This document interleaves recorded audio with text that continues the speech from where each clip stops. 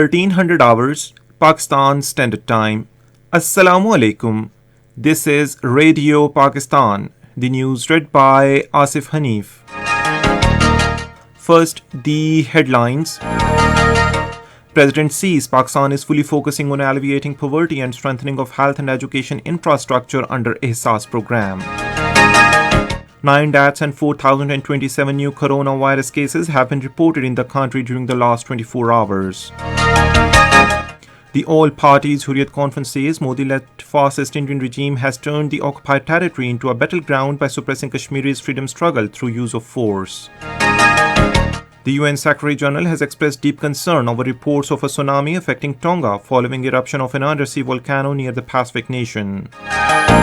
And now the news in detail. President Dr. Arif Alvi has said that Pakistan and China have been continuously talking about peace in the world and pushing for a durable peace across the world. Talking to Chinese media, he said that Islamabad has been in the forefront of global efforts to ensure that Afghanistan should not fall back into isolation and its finances and banking sector should not collapse. About China-Pakistan Economic Corridor, he said that the completed projects of the CPEC stood around worth $28 billion, whereas another project worth $24 billion are under the completion. He said that poverty can be alleviated through strengthening of health and education infrastructure, over which Pakistan is fully focusing with different initiatives like Ihsas program. The president urged the government of both countries to make further efforts for ensuring movement of goods from China to Gwadar and from Gwadar to China. About the cooperation in IT sector, Dr. Arif Alvi underlined that the cybersecurity and the human resources are needed to be developed. 9 deaths and 4,027 new cases of coronavirus cases have been reported in the country during the last 24 hours.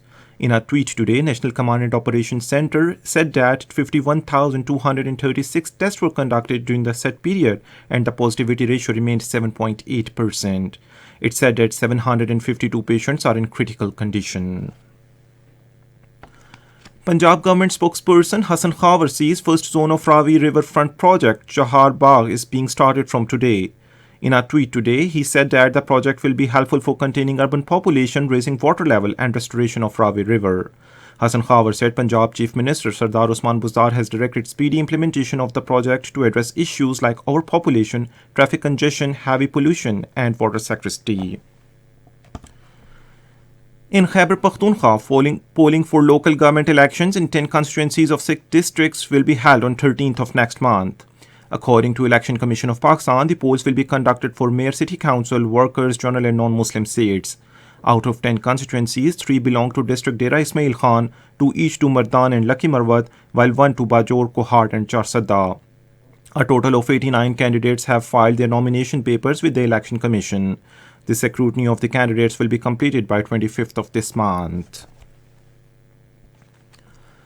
In Indian illegally occupied Jammu and Kashmir, All Parties Hurriyat Conference has expressed serious concern over the conspiracies hatched by India to thrust Hindutva civilization on the held territory. In a statement issued in Srinagar today, APHC Vice Chairman Ghulam Ahmed Gulzar said after repealing the special status of Indian illegally occupied Jammu and Kashmir, the Modi-led fascist Indian regime in India has turned the occupied territory into a battleground by suppressing the Kashmiris' freedom struggle. He said the importing of Israeli model of state terrorism by India to change demography of the held Kashmir and terminate Muslim employees from the civil administration are the nefarious designs of India. Meanwhile, Chairperson of Peace and Culture Organization Mashal Hussain Malik in a statement in Islamabad has urged the international community to hold India accountable for its crimes against minorities in Indian illegally occupied Jammu and Kashmir.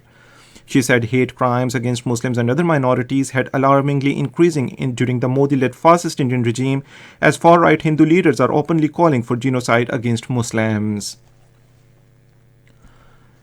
UN Secretary-General Antonio Guterres has expressed deep concern over the reports of tsunami affecting Tonga following the eruption of an undersea volcano near the Pacific nation. In a statement, Deputy Spokesperson for the Secretary-General, Farhan Haq, said that United Nations offices in the Pacific are closely monitoring the situation and are on standby to provide support if requested. Earlier in Tonga, massive underwater volcanic eruption flooded Pacific coastlines from Japan to the United States. The U.S. National Tsunami Warning Center already issued warnings for countries such as Australia, New Zealand, Japan, and the United States. In the ICC Under-19 World Cup, Bangladesh will face England at Basti today. Match will begin at 6 p.m. Pakistan Standard Time. Pakistan will play their next match against Zimbabwe tomorrow. And that is the end of this news bulletin. For more news and analysis, log on to our website radio.gov.pk and also watch the live video streaming of our news bulletins on the link facebook.com/Radio Pakistan News Official.